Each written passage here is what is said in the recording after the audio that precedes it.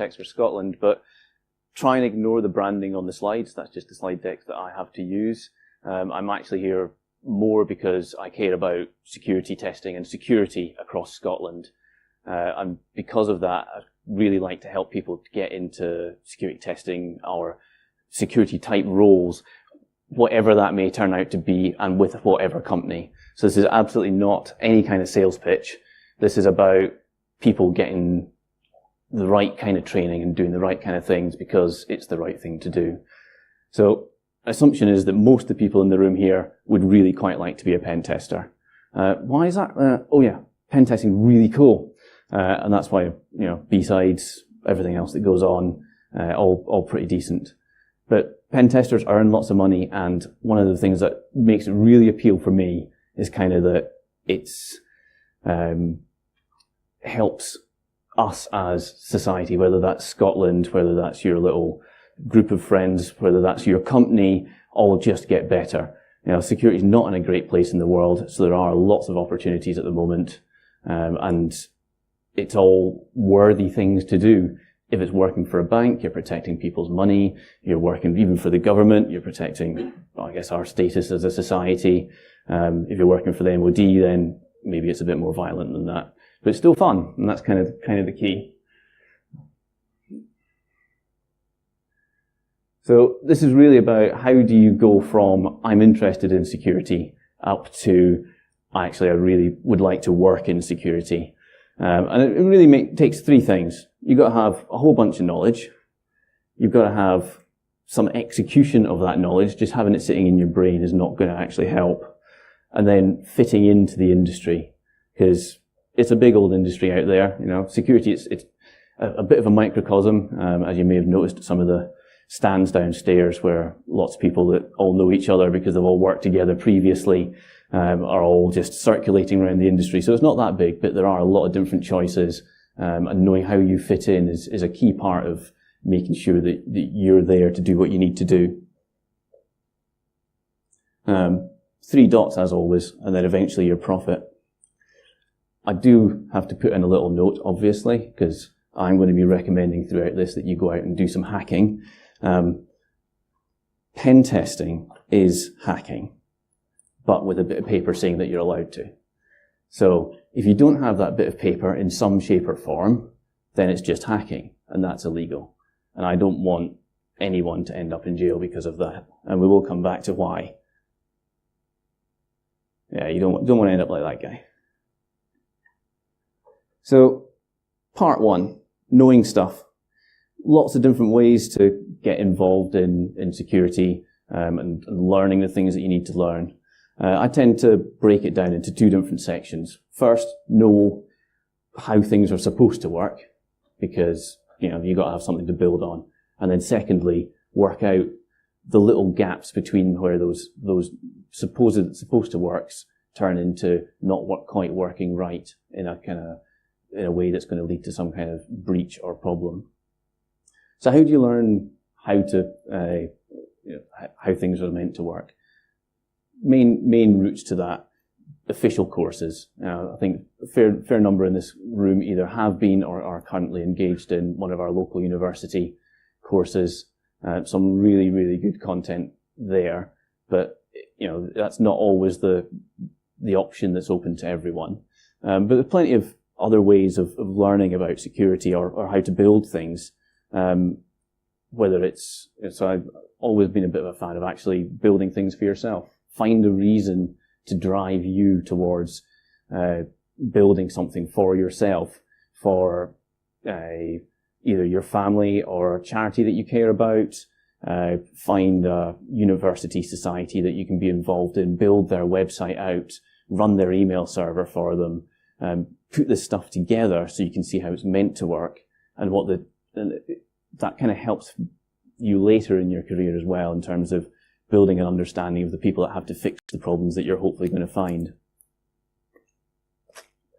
Putting these different systems together is not actually that easy, and I think a lot of people in the security industry sometimes lose track of that a little bit. When they say, just go and patch that thing, they're not really fully understanding what that might mean for the people that have to have to actually implement that on their behalf.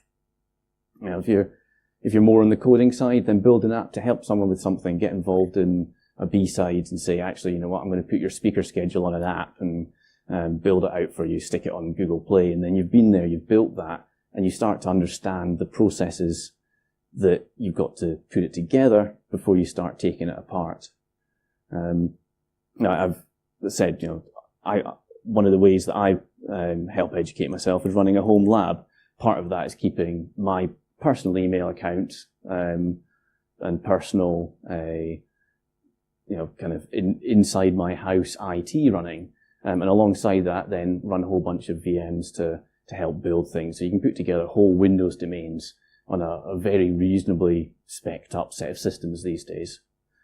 Put yourself out there and help people, absolutely. But then, how do you take that next step and start how to break things? So start with your own stuff, the stuff that you've just built.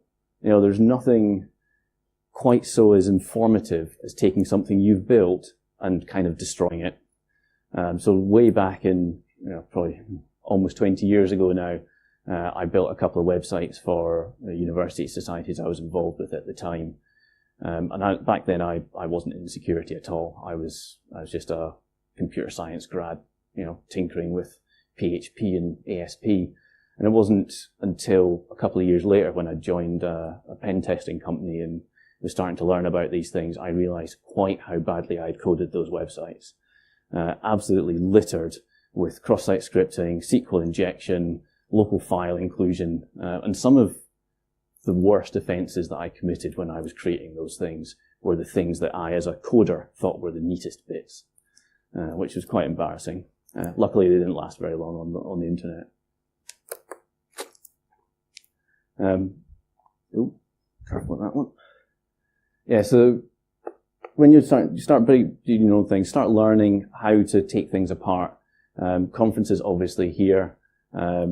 Roy Alsop, who's one of the organisers of BSides, started putting together a constantly updated list of security things going on in the central belt of Scotland, and it very quickly got to too long a list to realistically maintain.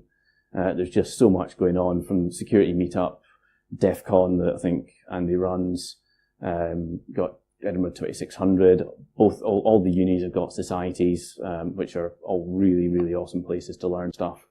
And a lot of them concentrate a lot on CTFs, vendor challenges, you know, so we've got the drone downstairs, take a pot at trying to control that. Now that's embarrassing, isn't it? So the CTFs, all the vendor websites, almost all of them have some kind of CTF type thing to get involved in. All the uni societies again. But you can go out on the web. There's loads of learning resources these days.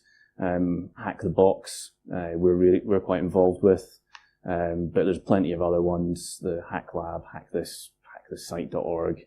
OWASP will give you images to download and let you run them. Got most of them there. OWASP, yeah. So it's all lots of stuff that you can do, but that not sure that that's always enough to teach you exactly how to, you know, be a pen tester, because this is, you know, the difference between having that knowledge and then taking that and applying it in a way that's going to be really attractive to an employer, because that's usually the end game here, is to end up employed to hack things, because then you get the money and the fun rather than just the fun on its own, as satisfying as that can be. And that's where you come to actually executing you're taking the knowledge that you've gained through all those courses and stuff that you've learnt, and actually doing something useful with it. And this is the key thing, is being able to evidence that afterwards. So take the learnings that you've got. If you're already employed, start getting involved in the security side of that, so that when someone wants you to talk about stories about when did you do a pen test, you can say, actually, I persuaded my boss at my last place, where I was just a normal IT guy, to let me run some tools on the network and find out how the security of the organization was. And that's starting towards being a pen test. One of my favorite ones to kind of recommend for people, because it's really good in terms of not having any legal implications, is install open source stuff yourself and make a VM with a mail server or web server or something, download a webmail app that you can host yourself and use that to access your own email potentially, but then actually sit and pen test it as well. These things usually written in PHP, or host yourself a CMS-based website. All these PHP things, dead easy to get up and running, loads of vulnerabilities, and that'll let you, over time, once you find something, interact with the developers of that system, get yourself a CVE, common vulnerability number, and that goes on your CV, and it's really good evidence that you're actively out there doing pen testing, involved in the community, and educating yourself. Bounties and responsible disclosures, a bit of an odd one, especially if you're just starting out. I think responsible disclosure is great because it means that you've got things that you're allowed to test. So if you look at some of the banks, Facebook, Google, things like that, all got responsible disclosure policies or bug bounties. And that basically gives you that bit of paper that says you're allowed to do some testing here, which is, the important step when you're doing. And that's why working on your own VMs is so powerful, because that's all then stuff that you own. You're testing their code, but it's on a network that you're running. And that key to not going to jail. Some certifications, I think it's interesting. So we're recruiting quite heavily just now, and what we're really finding is that certifications are nice. Some are better than others, but probably they're really good badges, but you need to know what it is, which ones you're aiming for, and what your end goal kind of is, before you start working towards them or spending too much money on it. Like OSCP, which really well respected, CREST really well respected, CEH probably more to get you past some HR drones, but still, education process of going through it kind of useful, but certainly wouldn't want to wave that bit of paper around and claim that you're absolutely definitely a pen tester.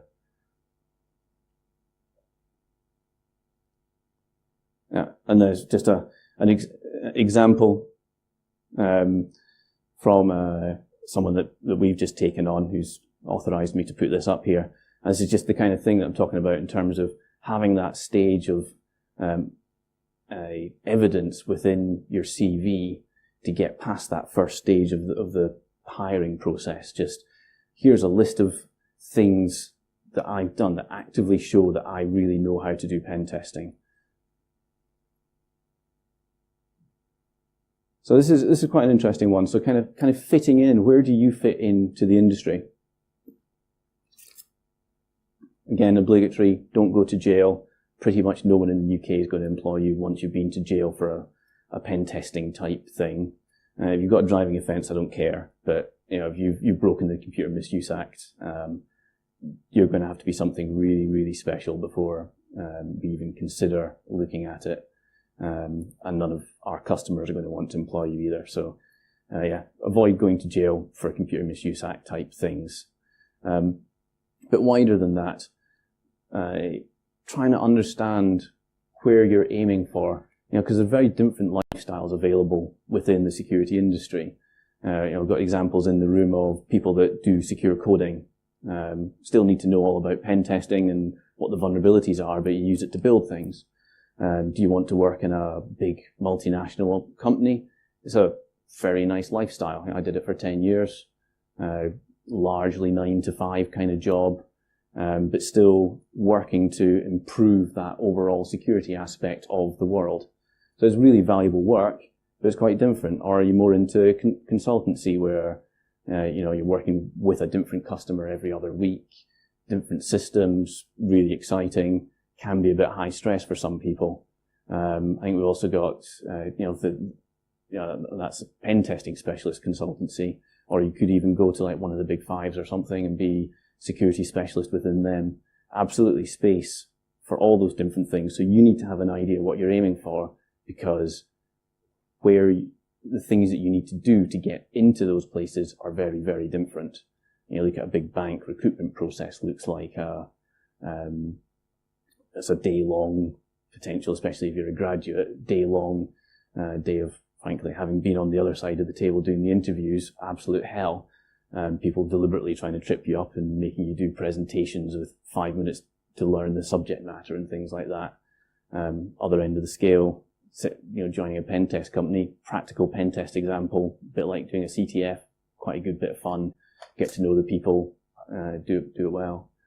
But all the way through that, as you're thinking through that, a couple of years ago I also sail, and the last section in the book about doing really high performance sailing was a thing on performance management. And this was really, really stuck with me, which is why I've actually used that rather than a pen testing example here.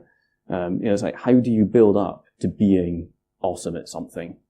And the answer is you break it down into steps and work out how to improve at each of those steps.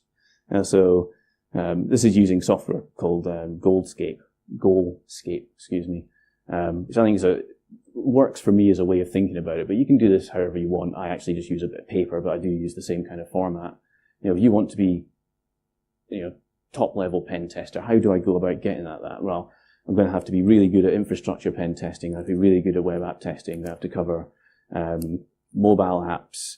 I'm going to have to do web API type testing. Might need to get a bit more involved in radio frequency hacking if I want to get a bit more fancy, and so on and so forth. You stick that all down saying, right, that's where I want to end up in 10 years. And you say, right, how good am I at each of these sections? I've just done my OSCP, so I'm pretty happy with infrastructure testing to some extent. I'm going to fill that up, and I'm going to say I'm at maybe 50, 60% on there. Got a bit to go, but I'm not completely clueless. Web app testing, I've not done that so much because I've kind of concentrated on that OSCP, which is very infrastructure based. So I'm going to say I know a little bit. I can do the old top 10 type stuff, but I need to concentrate on that a bit more. So I'm only at 25%. And you fill out what you're good at and what you're not so good at. And if you go into an interview or something with that knowledge, you can present a much more honest view of yourself and understand, am I applying for a lead consultant just after I graduated? Because that's not going to work. Actually, I know I've only done 4 years in a uni learning both how the database works and then how to hack it, and therefore maybe my SQL injection is not so awesome. I've only done 4 practicals. I've not used this day in, day out for 3 years. So you get an understanding of where you are and you start applying for the right jobs, which kind of really helps. And you can break that down into, actually, right, so taking the SQL injection, how do I get better at that? Okay, I'll go and hack in the box, and I'm going to download all the SQL injection tasks, and I'm going to sit and hammer my way through them until I'm actually really good at this. Right, SQL injection, that I'm good at. Right, horizontal privilege escalation in web apps, not so good at that, not practiced. Right, next thing, tick it all off.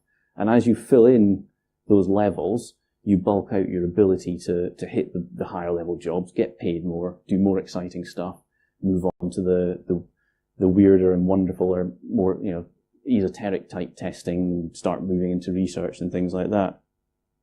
And that's kind of part of planning how to get better. And I'm going to stick in a big placeholder here saying work at the soft skills. Like, okay, I said there was lots of different types of testing to be done, be involved in, so on and so forth. Different types of companies to do this in, and only some of them would be labelled consultancy. But realistically, every single pen test you ever do has to be explained to someone that's going to fix the problems. And the better you are at interacting with them and helping get the setup of the test done properly, the more successful you're going to be, bearing in mind the aim here is to fix as much of the problems in the world as possible. That's really dangerous. Go this way. So next, take those things and stick them all together. So, You know how to build things, you know how they're put together, and you know how to take them back apart again. You've got a fairly good understanding of where you are in your career trajectory as a pen tester, to make sure that you're kind of applying for the right jobs. You know, you're not a graduate applying for lead. Equally, you're not a lead applying for a low-level job and being grumpy that you're only getting offered half the amount of money that you'd expect. You've got some evidence that you know how to demonstrate skills that you've got, whether that's a good long history of doing pen tests, you've got your CRT qualifications, or you've got a long list of CVs, or you've been doing bug bounties and you've got evidence on those platforms to say, hang on, I've been paid £100,000 in bug bounties last year. I must know something about what I'm doing, and you've been practicing explaining your findings to people, so that people can take your knowledge that you fought hard for and use it to improve their systems. I guess, unless you want to sit and do that for yourself, but I wouldn't recommend it. So the next step is kind of get out there, find out how you start getting your jobs, finding the right things, and obviously the right way to do that is connect with as many LinkedIn recruiters as possible. No, don't do that. It's a really annoying thing. So it kind of comes back a little bit to that. Have a think about what kind of style work you're looking to do. Do you want to be part of the Big Four world, where everything's continually striving to go upwards? Do you prefer to work for a more boutique consultancy where you're doing a lot more pen testing, it's a lot more personal, and you kind of have more of a relationship with a customer that you're working with? Do you want to work inside one of the big companies or inside a small company? You've got guys downstairs spoke to work are basically a third of the security department for Arnold Clark. Big retailer, still needs security guys. Kind of work out who you want to work for, and what style of work that is. I have a preference, and this is a message that I was kind of asked to give by our recruiters, is please come directly to the companies. So work out, if I want to go to a pen test company, right, I need to submit a CV to Context, NCC, Sir Karma, pen test partners downstairs. Go around their websites and find the right email address and send it to them. Don't upload your CV to some recruitment person. One of the problems with that from inside the industry is that if that recruiter submits your CV on behalf of you, they then own the relationship with that company. So but they're also incentivized to get you as high a salary as possible, which seems like a nice thing to have an incentive for. But if they kind of go in too high, and they're saying, Bob wants £40,000, and I'm sitting there saying, hang on, I'm pretty sure he just graduated last year, and his practicals that I did and kind of put him more in a trainee, a chunk below that, then you can potentially be caught in that crossfire of them trying to maximize their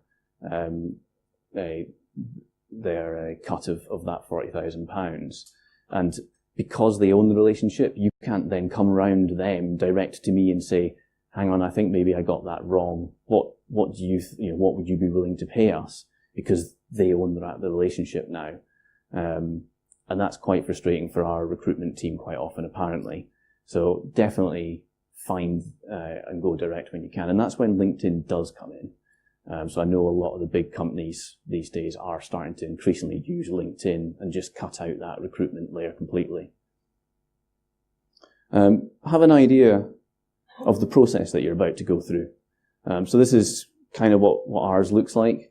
And I'm showing you this because effectively it can be hacked, like not in a pen testy kind of way, but if you understand it, then you're in a better position to understand what you're trying to do at each stage. So we always have what we call a paperwork sift. So that's your CVs, anything that you put on the CV, so a link out to your LinkedIn profile, any research or blogs that you've done, those CVs maybe, then we're going to go and read all that, and we'll say, this person seems decent, this person doesn't.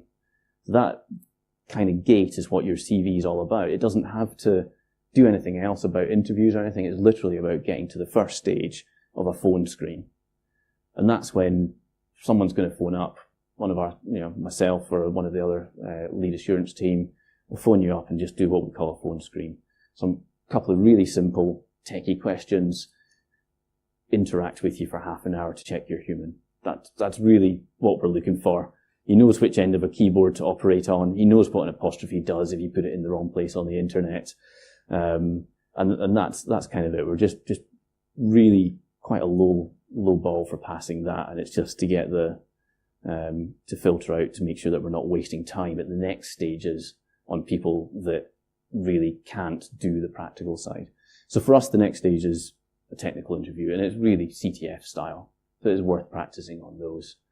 Connect in over a VPN, use or it can be in person in one of the offices, and do some pen testing with one of our senior guys looking over your shoulder. A bit different if you're looking, one of the big companies might be doing an all-day interview process, but there'll still be a practical element. So the bigger companies tend to do the next stage, the on-site interview, which we call it, most people would call it a competency-based interview. Very much tell me about a time when you have ... had trouble completing a pen test, and that's all about the consultancy skills. So the bigger companies tend to put that first, and we'll bolt on some technical questions afterwards. We tend to do the techie first, and then that. But that's the different stages that you're going through. Sometimes we do a second stage on site if that's appropriate, but it's much of a repeat, possibly with a more senior person if you're depending on various things. But that kind of gives you an idea of the process that we go through on our end, that it really helps if you're aware of. So I had a guy, may well be here because my examples are mostly from Scotland, who at the telephone interview stage, he was really, really good techie guy, but he would not answer my basic questions, even though I was saying, this is just to make sure that you're A, human, B, technically vaguely competent. I'm not trying to work out if you're an uber elite tester at the moment or whether you are just a trainee level person. I just want to know that you can explain to me the basics of how a browser works, how the internet works, what SQL injection is. But he felt he was being insulted by that and therefore failed the "are you a human being I want to work with" test. So he didn't get taken forward. So I did say, I think in the talk, sort of summary, I did say I was going to do some exposing. No names, but I will talk about some of this stuff. So yeah, we're kind of in the ... bit before you get to profit. How are we doing? Good time. Cool, thank you. And one of the things that comes up quite often is CVs. How do you get past that first stage? And again, the skills that you're learning as a pen tester about reverse engineering what a developer has done or the sysadmin that built the network comes in really useful here. It's like, what is it that the potentially HR people, potentially the testers that you'll be working with want to see in my CV enough to get me to that phone screen interview?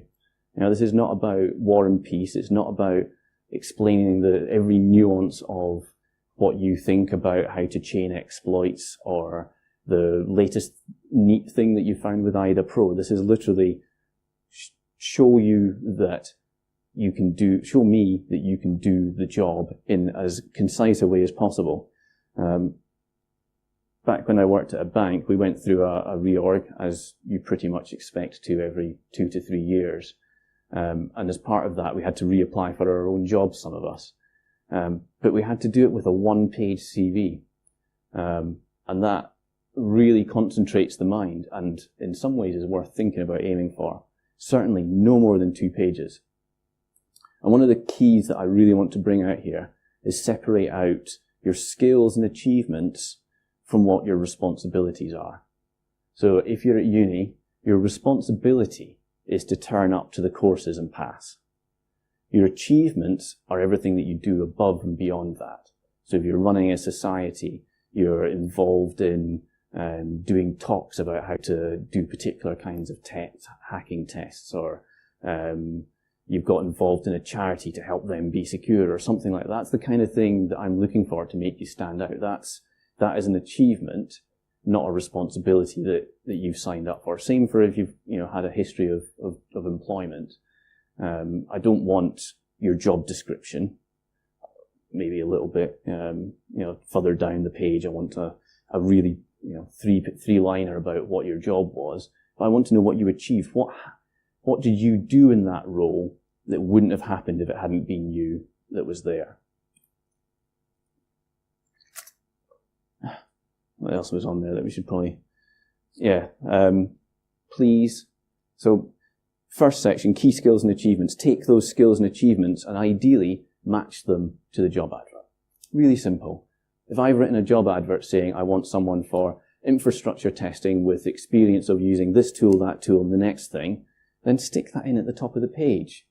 It's really simple. Makes it simple for me to filter out to say, who do I at least want to talk to? Because that is all we're about here at the CV stage, is just who am I going to pick up the phone to and sit and spend half an hour chatting to. Next section down, please reverse order date. Do not start with, when I was 5, I went to primary school, and then work up. Start with my last job, or I've just finished my master's, and tell me a bit about that, and then work back.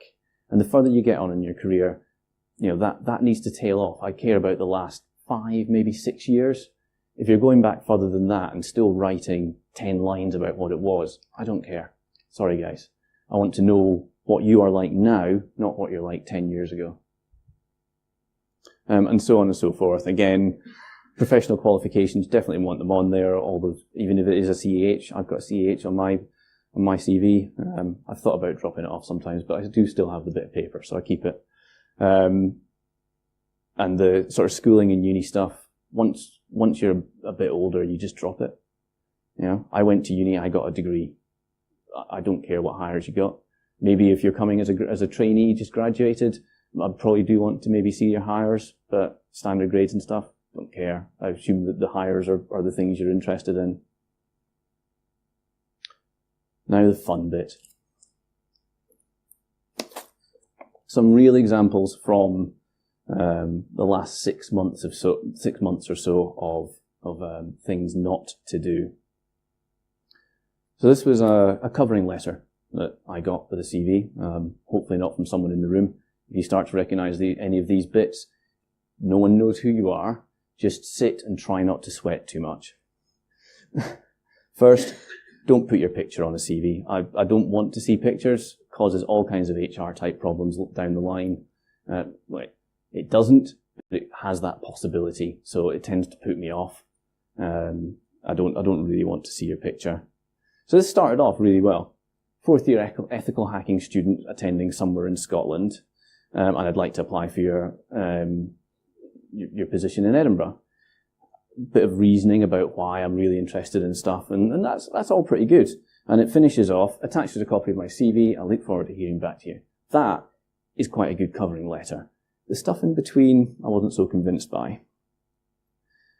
That section was all about his pirated games collection. Back to the don't do anything illegal, or at least don't tell me about it. That section, all about his dad. That bit was just over and emotional and kind of digging at his old school class. Didn't like that. And that bit's all about his favourite teacher. Just no. Covering letters. I had someone else ask after OWASP meeting a couple of weeks ago about, what should go in a covering letter. I want to work for you. Here's my CV. Here's the 2 things that I think are particularly worth drawing out about my CV. That's it. You're not aiming for, maybe this person set themselves a word target or something and had to fill it with something, but you don't want, the less you say, the less can go wrong. Because again, remember, this is just about getting to that phone screen stage. Keep it short, keep it sweet, keep it truthful and not illegal. Second one, have a quick read of that. I think you'll all be able to see. hi, I've cleared my OSCP, but frankly I had to get help with 2 out of the 4 machines. Okay, my reply, that's not great. What are your plans? Is context hiring? No, not for you, obviously. Just, again, fairly obvious, I would have thought. A, don't cheat at your exams, and B, don't tell me about it. You know, I'm not even sure which of those is the more heinous crime. Technically the cheating, just in case you're unclear. Another one, going back, this is going much further back actually. So this is my first experience of doing an interview from the other side of the table. So my first time actually interviewing someone. And it was looking okay. This is 15 years ago, back when, before SecureWorks was SecureWorks, when it was still a company called DNS. And we were interviewing for intern for the summer. And the guy was really nervous, and we couldn't really work out why. And we're just asking questions and so competency-based. Tell me about a time where you had some responsibility for something. We're talking school leaver guys. We weren't looking for, someone that had saved the world or anything. Just tell us about a time where you had some responsibility you had to deliver, and what you did to make sure that worked out. And the guy says, "Oh, I don't think I've ever had any responsibility." Okay, it says on your CV you were head boy. That must have involved something.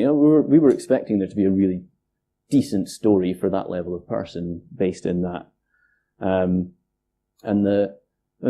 we probed and said, it says you're head boy here on your CV. Yeah, that. Our careers person said I should put that on. I was covering for the actual head boy while he was away on holiday for 2 weeks. So, well, that's thanks. Thanks for coming in. We'll call you. Just be honest. Don't make things up, because you'll get caught, unless you make things up deliberately to be funny. I had a friend that used to always put that he was a ballroom dancer as his outside of work interest, just to see if it got asked about.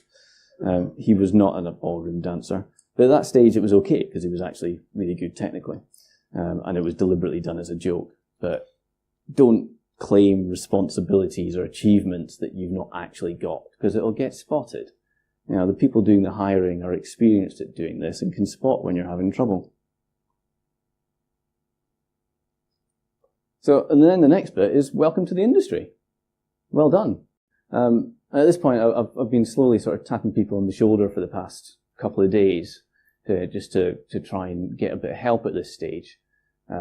So in the room today, we've got people from KPMG. I don't think Rory's here, but so Rory Alsop, that's running BSides downstairs, works for HSBC as head of something to do with security. I'm not even sure if he knows anymore. Irene's here from RBS, head of their security testing department. Got Pro Checkup in the room. Andy Sakarma, and literally... Oh, congratulations, I didn't realise you'd changed. But he also literally wrote the book on this stuff. And obviously I'm kicking around downstairs. Sean or Sean? Sean, thank you. I asked you that last time we spoke. Dell Secure Works, Secure Coding. So if anyone has any questions, I'm not saying these people have jobs, but they have said that they're willing to talk about people about how to get into the security industries, above and beyond, pen testing, but also above and beyond. As I said at the start, I am context, but my salespeople hate me because I'm not that close to the brands or anything. I'd much rather people got into the industry, did well, found vulnerabilities and helped people fix them, because I think that's more important than us arguing amongst ourselves as a security industry and sort of cutting each other out. Much more important that we improve the internet in general and so on, than worrying too much about each other. So there you have it. Knowledge, execution, where you fit in. Any questions? I think we've got a couple of minutes. 3 minutes apparently. And actually the people that I just called out, so Zibby at the back, KPMG, Irene at the front, RBS, Sheena from Pro Checkup, Sean down here, and Andy, and Rory's downstairs, presumably trying to stop the conference from crashing. But yeah, like, look, don't bug them just now, but they've said if you want to have a chat, then feel free to. But for the moment, questions to the front. Oh, cheers, thank you.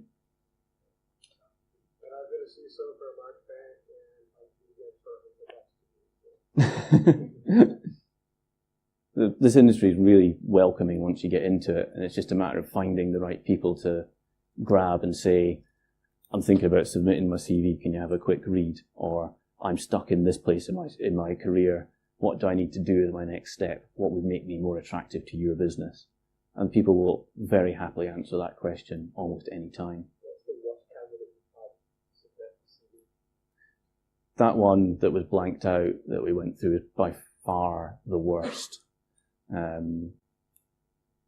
Covering note, or the CV was of a similar kind of quality, to be honest.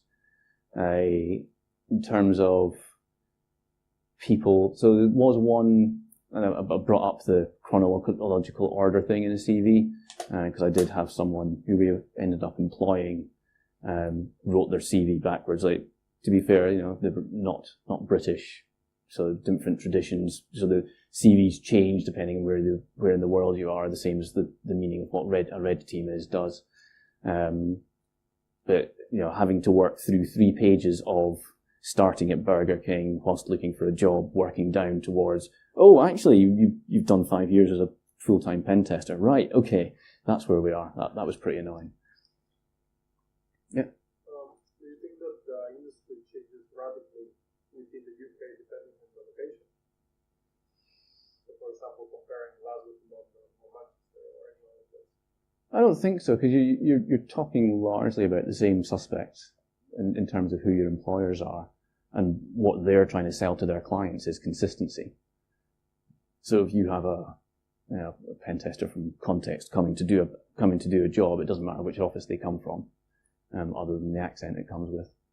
You find in Scotland actually quite simply racist to people that aren't Scottish. Yeah. It's one of, we don't label it racist, but it's the same. Yeah, they prefer a Scottish person to come and do the work. I say racist, but they don't really like English. French, fine. German, fine. Syrian, fine. Yeah, no, I think the industry is driving towards consistency, and you're seeing that as all the pen test companies get bought up. You know, the number of genuinely independent pen test companies left is really small, or at least the ones that are worth talking to. I've spent a long time measuring the quality of pen test companies, and if it's not a big brand name, then there's probably a reason for that. You know, the big drive towards consolidation in the industry just now. The people that are worth buying are getting bought. We're reasonably lucky that we got bought and it didn't destroy the company. We're still very much independently run, still got the same CEO, CTO, CTO structures and everything, all the same, even though we're owned by a almost FTSE 100 company. Didn't see the same thing happen with Portcullis though. They got bought by Cisco, and I don't know if there's any Portcullis people here, but it didn't go that well, I would argue. They're kind of just disappearing, everyone's blowing off to the wind and joining the other companies. That's all we have time for, folks, because the talk's supposed to start now. Okay. I don't get away people's lunches, we don't want that. Thank you. Thank you.